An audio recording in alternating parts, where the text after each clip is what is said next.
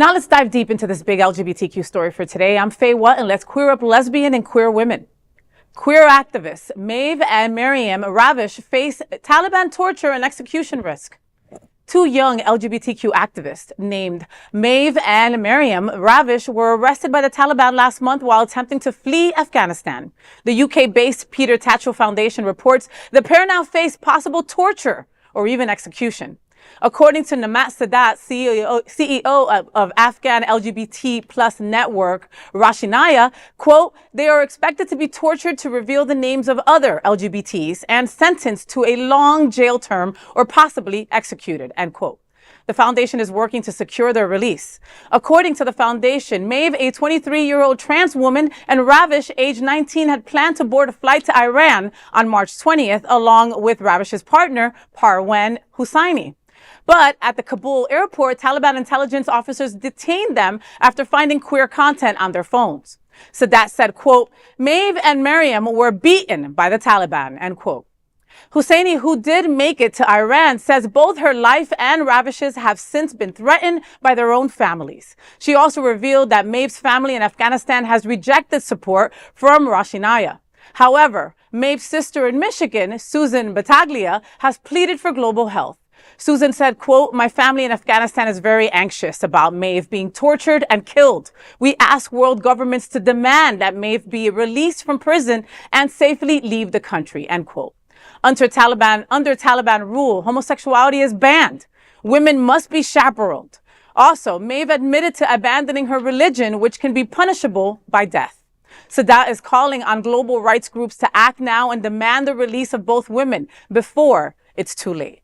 You know, stories like this make me sad, and they're not going to be uncommon. You know, they're not going to be uncommon moving forward. The fact that you can go to an airport and it is okay for security to look through your phone.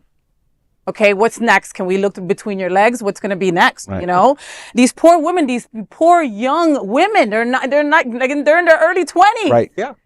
And now there's a high risk of them possibly not being on this earth anymore. Right. Now their families are also threatened. So now their families backlash, they don't want the backlash of this. So now they're, okay, we can't support you either. Mm-hmm. You know, so basically they're just left in this prison to be tortured and executed unless they give names of other LGBTQ people.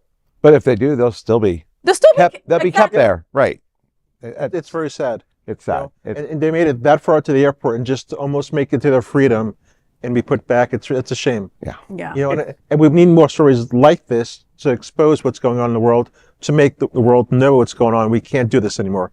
I mean, you know, this isn't the 1600s or, 5000 BC. This is, today's world where everybody should live in freedom. Yeah, but I feel like we're taking 15 steps back every day, William. You know what I mean? Like, as a woman, I wasn't allowed to have my own checking account until the late 70s. You know, as a woman, we weren't even allowed to vote until way after you folks were, Right. And then we look at stories like this where it's like they need to be chaperoned. Mm-hmm. Just saying that you're not a part of a religion is enough to get you to stay in jail and to maybe be killed on the basis of religion. We're killing people. Right. Yeah, it just makes us, like here in the U.S. we have like freedoms. We have freedoms. We're able to like actually be open. But in countries like that, even being an activist, like you could just be taken at an airport, and it's very sad and it's unfortunate. These were activists, these were activists trying to like actually like advocate for LGBTQ causes, and they were tortured. I mean, it just makes us be more grateful here in the U.S. that we actually have the privilege to speak out. Yeah. I mean, we were talking about that earlier, you and I, about, in our country, we are privileged that we get to live how, we can express our lives how we want and be open about it. For now. But, Well, a lot of people don't have that. They don't. And you're right, Vaughn. We've got to stop and take a moment and go, okay, right now, this is where my 2 feet are at, right? We're okay. We're allowed to be who we are. We're allowed to dress in big, ginormous dresses for no reason. Exactly. And just have a great time doing it, and other people aren't as fortunate, Right. you know, and so we try to send good vibes their way. And I think about the family here in the States trying to fight everything tooth and nail to try to get attention for this. I hope that you get the attention that you need. We will continue to bring stories like this because they're important. Like William said, people need to know what's really happening out there.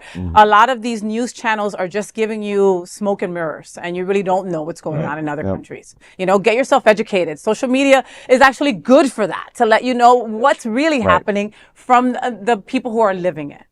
So that is the big LGBTQ story for today, and there is no other queer nonprofit media platform like this in the entire world. Support our LGBTQ stories by subscribing and sharing Queer News Tonight.